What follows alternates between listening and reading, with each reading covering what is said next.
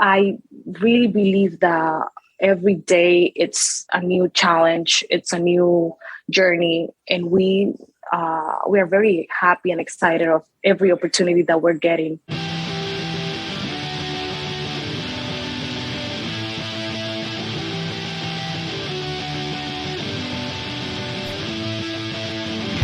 Hello and welcome to Where the Living Room Used to Be, a podcast about Rhode Island's music scene.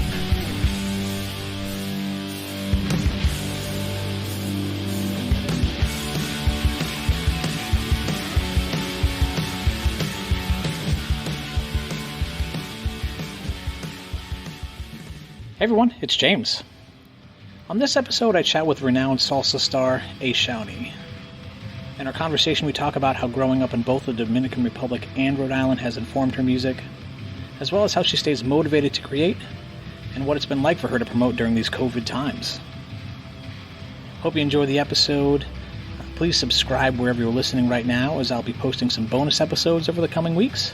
And follow Where the Living Room Used to Be on Instagram for some show photos, flyers, and more from EhShawnee's time in music. Thank you for taking the time to come on the podcast, and I'm really interested to learn about your music history. It's really exciting what you're doing right now. Even right now, you're joining me from the Dominican Republic with how busy you are. So thank you so much for doing this. Thank you for inviting me. And I'm very, very excited and happy to be, at your podcast. This is great. Where the living room used to be. Yeah. I'm very honored to be here. Seriously. Thank you. To talk about your history, you're in the Dominican Republic right now. That is where you were born, correct? Yes, I was born in the Dominican Republic, in the capital, Santo Domingo. And my parents decided to move to the United States when I was a child. And, looking for a better education for my siblings and I. Yeah. And I moved to New York, to the Bronx. And then a year later, my parents decided to move to Rhode Island. Okay. And so when people ask me, where are you from? I said, well, I'm from Rhode Island, but I'm also from the Dominican Republic. Yeah. Because how old were you when you came to the United States? I was 12 or 13, I believe. Okay. Yeah. And what was it like for you growing up in the Dominican Republic? Was music around, and is that just part of your family, part of your culture there? So the Dominican Republic is all about music, culture, good food. Yeah. Even on Mondays in the Dominican Republic, they will have a celebration. They don't care about the day. We are just happy, and we don't care about if it's Monday, if it's Tuesday. There's always time to celebrate and have fun.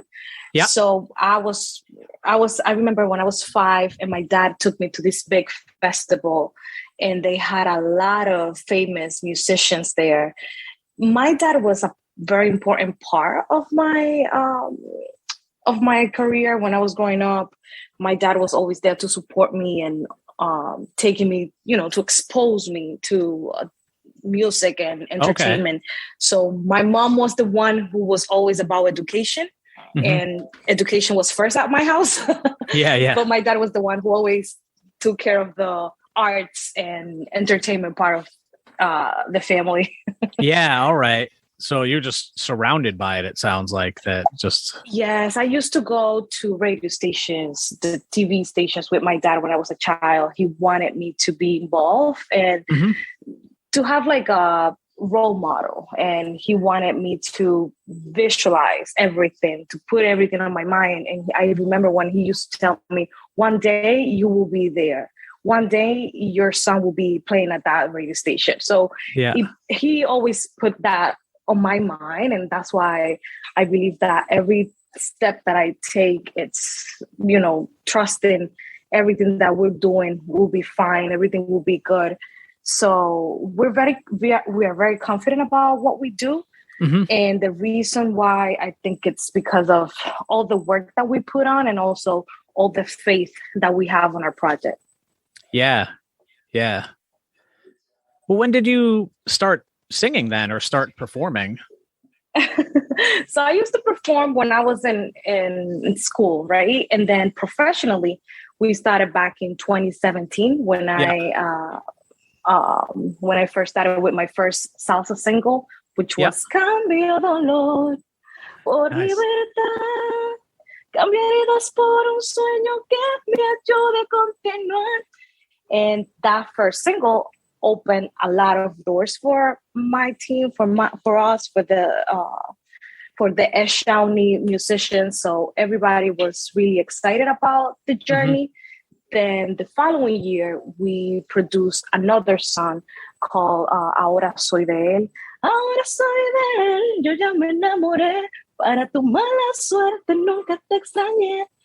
And also helped us to put, my name out there to be recognized in other parts of the Dominican Republic, not only in the capital. Then also helped me with my career in the United States. Then my music was playing also in a few radio stations of the United States. So I think it has been an ongoing process.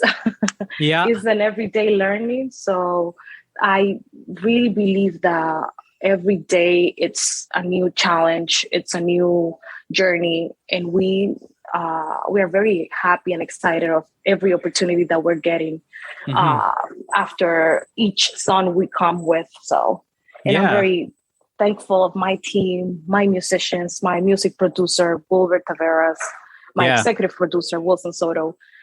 They're putting their heart into this. And I always say music, it's my dream. It's also my passion. I breathe music. I dream about music. Everything I do is with music. So I'm very thankful. Yeah. No, I mean, to see the success that you're having, I mean, here in the United States, but definitely in the Dominican Republic, it's incredible, and love to get into that much, a little bit deeper. But also so how did you learn to sing? Like, did you take lessons? Are you self-taught, or were you just from listening to the radio or going to these shows? Or like, how did you first start getting into performing? Well, when I was a child, I used to sit in front of the mirror with a hairbrush. Perfect. Then when I was in high school, I don't know if you have that on my bio, but I went to Juanita Sanchez on South Providence, and I used to take piano classes with my teacher there. Then I received a scholarship to go to the Rhode Island Philharmonic Music School. Okay. And I was part of the Junior Providence Singers. I was part of the Providence Singers when I turned 18. And I think that was a big lesson for me. Then I was taking private singing lessons. And to tell you the truth, I am all the time, I'm always learning. Every day is a new lesson for me. I have the best professors, the best teachers, because my musicians are all well-known and are super professional. And I learn from them every day. I keep learning. And there's always room for improvement. So I see my music career as a college, as a university, because every day you're learning new things. And it's not only about music as, the notes or the pentagram or,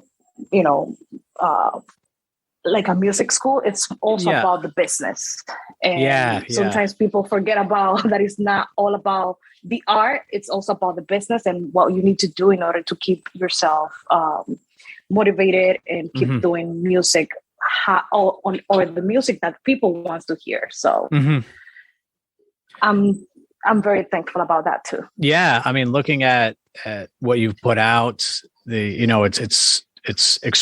music is fantastic. So yes, you're hitting on that, but it is really well put together from the professional photos that you have. And it's very well packaged, and you are, it seems that you're getting the benefits of that, like some of your singles have millions of views on YouTube, have, like you've charted. I mean, I guess like I'd love to talk about the success you're having in the Dominican Republic, the songs that you have that are, topping the charts down there. I mean, I don't know if and that's what I'd love to share a little bit more about, is just people here in Rhode Island just recognizing that there's a a number one charting star in another country is living here in Providence. So can you talk about what is going on in your home country, and how they're responding to the music that you're making here in Rhode Island? Of course. So I have to say that not only for me, but for everybody in this world, COVID has been tough and challenging. And for us to promote our music during COVID time was even harder, right? So yeah, absolutely. Thank God we had to, be nimble and come up with new ideas. And my song Snake was number one on the charts for more than 6 weeks. Wow. Trust me, was super hard because during COVID time, it's hard for you to promote. It's hard for us to work on music. Well, we have to take care of other people, and we don't want anybody to get sick. So, it was tough. Also, we recorded La Vida Es Muy Shula, the video that has more than 1 million views on YouTube. We recorded that video during the pandemic. And I don't know if you knew this, but in the Dominican Republic, they had a lockdown after 9 p.m. Oh, okay. And not like Rhode Island. When I was in Rhode Island during the pandemic, we had a curfew, but if you go out, you don't go to jail. Here in the Dominican Republic, when we had the lockdown, if you trust me, you go to jail if you're breaking that law. So yeah, okay. It was tough for us to record a video. Everybody had obviously to wear their mask. I was the only one who didn't have the mask on. Then it was tough because we wanted people to get home safe before 9 p.m. We didn't want anybody to get in trouble with the police. So we had to call the police and have them escort us to the home. And, it was tough. Yeah. We didn't want a lot of stuff. Usually we have a lot of people involved in the videos, like the dancers, production crew, the people backstage. Yes, but this time we had to reach that. I was the one, helping with the food because we didn't have enough people. Yeah. So it was a hands-on video. Thank God we had more than 1 million views on YouTube. Last week was one of my singles that was number one on the charts for more than 4 weeks. Porque la vida es muy chula. Levántate, no te quedes acostado. Ven conmigo hacia el otro lado. Lo mejor está por llegar. No te quedes rezagado. Solo voy donde me lleve el viento. No me preocupo, no me atormento. Y si me quieres ver caer, I'm sorry for you, lo siento. Goza la vida y de eso no tenga dudas. Porque la vida es muy chula. Ponle color, alegría y sabrosura. Porque la vida es muy chula. Olvida las penas y suelta las ataduras. Porque la vida es muy chula. La, la, la, la, la. Porque la vida es muy chula. Disfrútala, que la vida es muy chula. We also did Titanic, which is the song that we recorded with Revolución Salsera, which is a well-known salsa group here in the Dominican Republic. Yep. Did the video with them also during the pandemic. We recorded for 48 hours without stopping, but we didn't have the police issue because we were in a villa. So inside there, they didn't have the curfew. Okay. So it was easier, but we couldn't sleep. Yeah, it sounds a little grueling. So it was 48 hours without sleeping. Yeah. And that video also had more than 500,000 views. So we were very excited. And again, it was tough. It was challenging, but we did it. We made it. We made it happen. And I believe that COVID gave us a lot of lessons. Everybody, was affected by COVID, in different ways. Thank God I didn't get sick, but it was tough for everybody. I mean, the music industry took a big hit. We didn't have concerts. We didn't have the ability to travel as we used to travel. And I remember back in 2019, we had a busy year, and we were traveling every month. And with COVID, Dominican Republic closed for 4 months, and we couldn't come here. So, it was tough, but we made it happen. Yeah, exactly. And I mean, that's just amazing to hear, just the tenacity that you have and just the drive that you have. But yeah, I mean, you bring up Snake, and the video for that is just super fun. We'll post this so that other people can check this out. But it's clips of people dancing to the song. It kind of has a humorous tone to it. But I guess what I wanted to bring up is just that it seems like it also became like a social media hit as well. And like other people submitting videos of themselves dancing to this song. How much of that was planned out?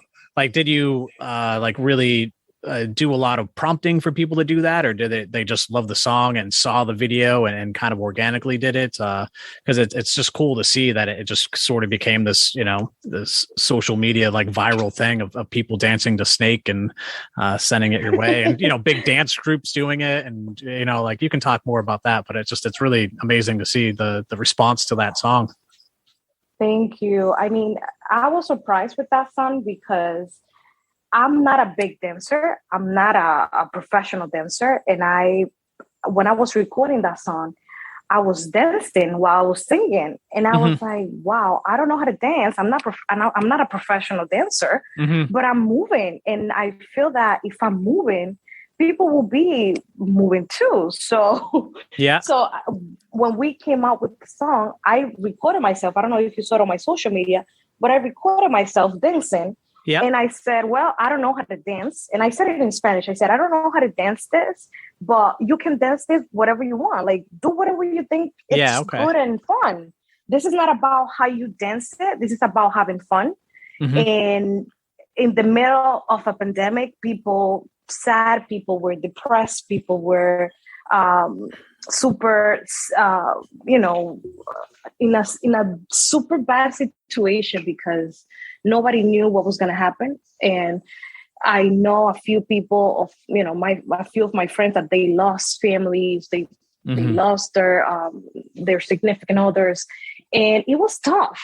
So I said, I wanted to come up with something that will bring people a little bit of happiness in the middle of this COVID that everybody's tired about, that everybody's already sick of it. And I said, let's do something fun. Let's see if people will love to follow this. Yeah, I'll do it myself. I did it, and people continued doing it, sending me their videos. And I was like, wow, I didn't know that people were going to follow me.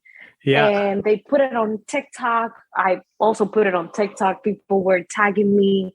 Yeah. And they would put it on their stories. And I was like, wow, this is amazing. Let's all do it then. And then people from the Dominican Republic, people from Russia were sending me videos.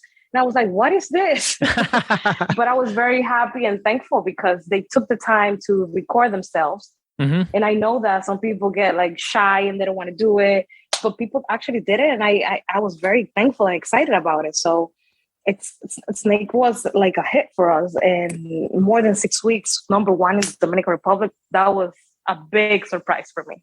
Yeah. What was the first single that you had that charted in the Dominican Republic, and what was that like for you? Oh my God. The first one was Más Mala Que Tú. Yeah. I believe. Yeah. Más Mala Que Tú was the first one. And I was crying, to tell you the truth. Like my reaction, I couldn't hold my tears because I dream about it. And I remember that when I was like 10, I remember that I would say, wow, one day I want my song to be played on the radio.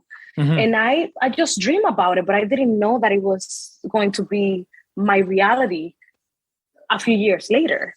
Yeah. So the first time that I hear my song on the radio, I was crying.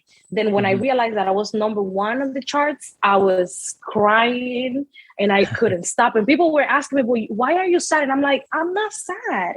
Yeah. I'm happy. I'm crying because I'm happy. And I cannot believe that this is happening to me. Yeah. So it was amazing. Yeah. And I don't know if this might sound like a little bit funny, but every time, like, for example, I was driving here in the Dominican Republic a few days ago, and I turned on the radio and my song came out. And can you believe that I got scared? I was like, oh my God. And I couldn't believe it. And I know that my song is playing on the radio, but every time I turn on the radio and it's my song, I get like surprised. Like it's not something normal. It doesn't seem like real to you in a sense. Like this is actually happening. No.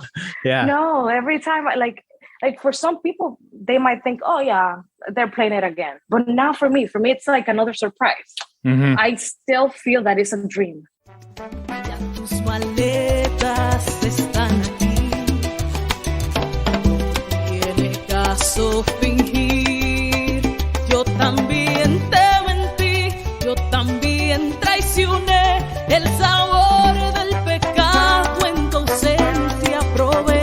Fui más mala que tú, pero me disfracé de esa dama sumisa que hoy te dice que te vaya bien.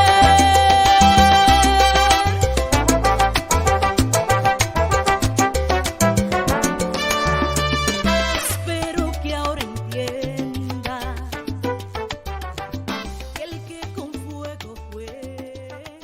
And yeah, I mean, I'm interested to hear a little bit more about your experience here in Rhode Island. I mean, you obviously spend a lot of time down in the DR, but like, what is it like for you up in Rhode Island? Like, are you spending a lot of time working on music up here, or how is, Rhode Island treating you as a musician? Well, Rhode Island is my home. Mm-hmm. My license is from Rhode Island. Yeah. So some people think that I have a Dominican license. No, I don't. I have a Rhode Island license. I live in Rhode Island. Yeah. I pay my bills in Rhode Island. Yeah. I pay taxes. Yeah. Rhode Island is taking your taxes. Yeah. I pay my taxes. I have my my everyday activities in Rhode Island. Like I go to the gym in Rhode Island, people. It's not that I don't live in Rhode Island. I got you. The problem is that I travel a lot. So people might think that I don't live there. Like in the Dominican Republic, people think that I live here. But no. Oh, yeah. Yeah. No, but let me tell you, Rhode Island has been my everything in music. And this is what I mean. My first stage was in Rhode Island. The people who supported me first was Rhode Island audience. So I have to say that the Latino community and also other communities in Rhode Island, they have been very, very supportive. I don't know if you remember, I was part of the Levitt Amp in Woonsocket. Yeah, with Meg. Back Meg in, yes. I saw you play there. Yeah. Exactly. I did 2 years already. And I had so much fun both years, back in 2018 and back in this year also, this past summer. We had so much fun. And every time that I go on stage in Rhode Island, I see my people and I see people from other cultures having fun, dancing. That makes me feel proud. That makes me feel that Rhode Island has that little something that not everybody has. And everybody is always asking me, oh, so where do you live? And people will say, oh, Boston. No, I live in Rhode Island. And because some people don't know about Rhode Island. And I always educate my people. I said, no, Rhode Island is the smallest state in the United States. And the capital is Providence. So I'm always teaching about Rhode Island. Yeah. And providing history to the people that don't know. And I have to say that a lot of the things that I learned about music, it was in Rhode Island. And the experience that I have on stage, I was part of the Providence Festival back in 2019. So everything that I have done in music, it's related to Rhode Island. And it's not a secret for anybody that the culture, the diversity that we have in the small state, it's amazing. And if you want something and it's not in Rhode Island, it's because it doesn't exist. Rhode Island has it all. Yeah. We have Dominicans, we have Puerto Ricans, we have people from India, we have people from everywhere. So that makes you have a little bit of everything. So the music that I'm doing, it's Latino music, but it has something from every culture that I have been part of. You know, I have a lot of friends from India. I have a lot of friends from Guatemala. I have a lot of friends from Colombia. So my music has a little bit of everything. Yeah. And that is what makes me feel very proud of when I said I'm from Rhode Island. I'm proud of where I come from. Yeah. Well, we're lucky to have you. I can tell you that much. But yeah, I mean, it's yeah, I mean, like what you just brought up, it seems like it's a very cool and a unique thing of just how diverse our tiny state is, but that can influence even just small pieces of music that lets your stuff stand out a little bit, as probably as opposed to someone that is, born and has, from a certain country or that has a, certain culture that's there. We just have so many that just here in Providence. But with that, like with your music itself, where are you creating that? Are you making that here in Rhode Island, or are you working where are your producers and bands based out of? So my music producer, Wilbur Tavares, he lives in the Dominican Republic. Okay. Yeah. But a lot of the ideas are created in Rhode Island because my executive producer, Wilson Soto, he also lives in Rhode Island. And he's always, with the creative mind, and he's always thinking about what's next. And, we think about things. We are in Rhode Island. We call Wilbur, hey, Wilbur, let's record this. Let's do this. And then Wilbur says, okay, when are you coming? And then we're like, okay, we can be there on Friday night. And then we just take a flight and we come to the Dominican Republic, and then on Sunday night we go back to Rhode Island. Easy. Wow, it's not a. I guess it's a fun commute, right? It's fun. And my sister told me the other day. She said to me, "Hey, so it's easier for you to jump on a plane than jump in your car." And I'm like, well. Yeah, we need to do what we have to do. Yeah. Cause some family members are like, you don't visit me, but you're flying to the DR every weekend. Exactly. And let me tell you, we actually bought tickets the same day. We were flying at nighttime and we bought the ticket in the morning. So it's easier for us to take a plane actually. Yeah. No, that's we cool. love flying. We love the Dominican Republic, but we also have a lot of things to do in Rhode Island. So that was why we have to come here on a Friday night and leave Sunday night. Because I don't know if you are aware of this, but don't tell this to anybody.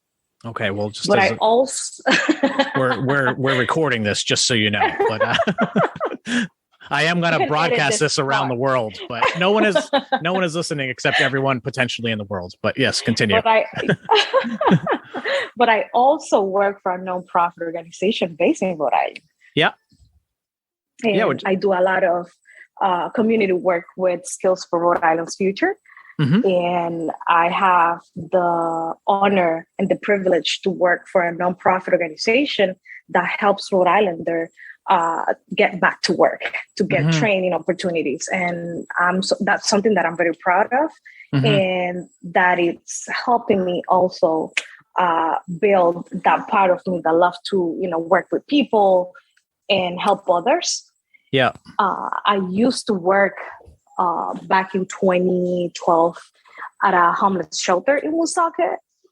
And that's also a part of me that I like to, keep busy because that's also one of my passion. I love to help my community and give back. They give a lot to me every time I'm on a show. Every time I'm on stage, they show their support, and that's my time to give back, to be with them, to show them that they can also be in my position. I'm the girl next door.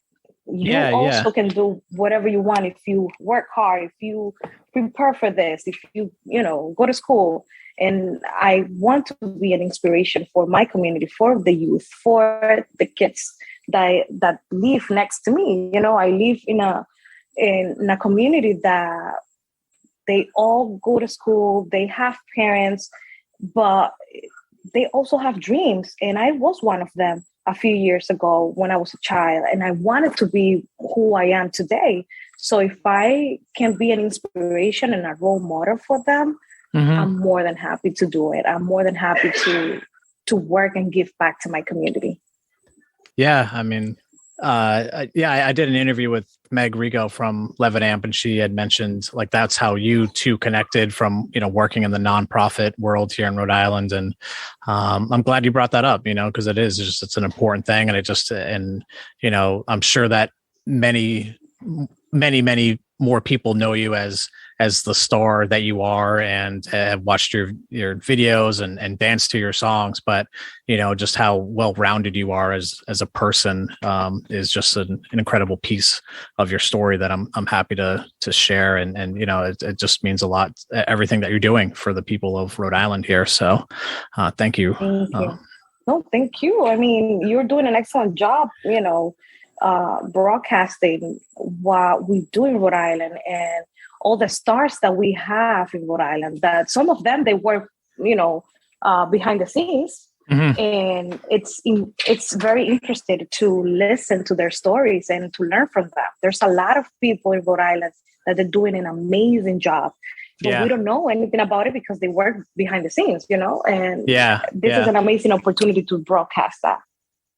Yeah, that's what a lot of this is just trying to kind of shine a light and let people know if you're a fan of a certain style of music that you might want to check this other stuff out, or just even know that, this is what's happening in our states, and just sharing that history. So, before we finish, I would like to thank you for this amazing opportunity, and also to say that we are currently promoting a new song that we did. It's a medley of Ana Gabriel, which is an amazing superstar from Mexico. And we did 3 of her songs in salsa, and we're having a great acceptance in the Dominican, also in the United States. So we are currently promoting that song. We are very happy and excited. They can check all my songs on Spotify, Apple Music, on YouTube. They can subscribe to my channel, listen to my music on all the platforms. And also they can tag me if they're dancing or listening to my songs, and they can tag me so I can share that on my social media. Yeah, awesome. Definitely do that. I'll see if I can get a video together of me dancing to Snake. I'm sure it'll be amazing. But yeah, I just have one last question for you, and it's a big one. So you can answer it however you like, but it's how I always finish these interviews. Is what would you say is your greatest musical accomplishment to this point? Wow, that's a big question. I know. I think the biggest accomplishment will be having my songs on the charts for more than 2 weeks, number one. Yeah. And also back in 2019, when I first won the Premios Conga, Best New Artist, I think that was a big accomplishment for me. I never thought that I was going to win that. But when I had it on my hands, I was like, wow, this is truth. Like, this is amazing. And I was proud and also thankful because hard work paid off. And we don't stop. We don't sleep. We continue working and doing a lot of things because we want, first of all, we want to have people enjoy and have fun and listen to good music. And the other thing, this is my passion. This is my dream. And my team works really hard to make my dream come true. So we want the people to enjoy what we're doing with a lot of love for all of them. So thank you so much again for this and for this amazing opportunity. And I hope that we can do another podcast in person. Yeah, I would love to connect with you when you're back up here in Rhode Island and see you perform again. I mean, yeah, your show is just spectacular. So I'm looking forward to that, and we'll keep my ears to the track whenever you're back here in Rhode Island and performing. But same to you. Thank you. It really, truly means a lot that you took some time to come on this podcast. And, with the international star that you are, it means a lot to have you talk about Rhode Island and, share a little bit about your roots and who you are as a Rhode Islander and the incredible music that you're making. So, please keep that up. I look forward to the next thing that you have on, down the line and just, continue the success and keep making number one hits. You're doing a fantastic job and it's so much fun. I guess the last thing I'll say is that I do a lot of research for every person that I interview. I basically listen to their discography, read everything. And when I was listening to your music, my wife is a huge supporter of me, of doing this podcast, but she has probably not had a better response than to your music. She came over and was like, who is this? You're doing an interview with her? And she absolutely loves your music. So I just wanted to share that as well. That, I've done, dozens and dozens of interviews and she really responded to your music. So I just wanted to share that. And thank you again for, thank you. What is her name? Her name is Jocelyn.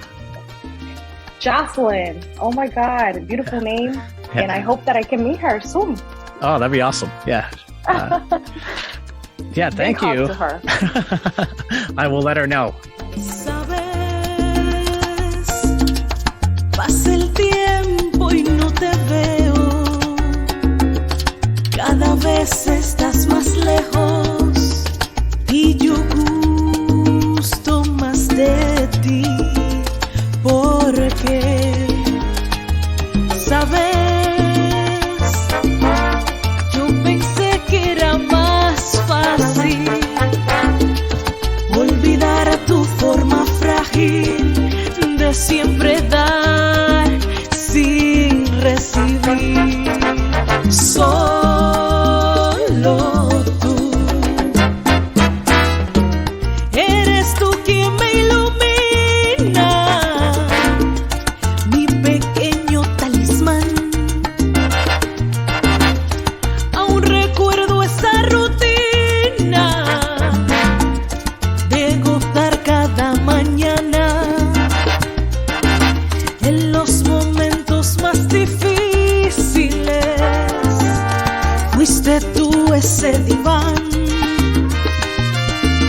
En nuestro amor ya no hay secretos. Sabe todo de los dos y deja fuera nuestros miedos. Vuelve, quiero estar contigo. Ven y calma esta ansiedad.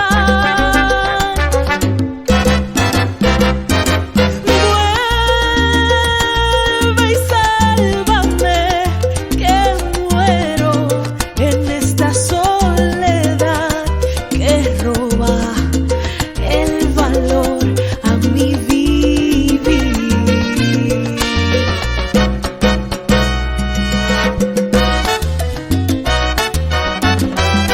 EhShawnee.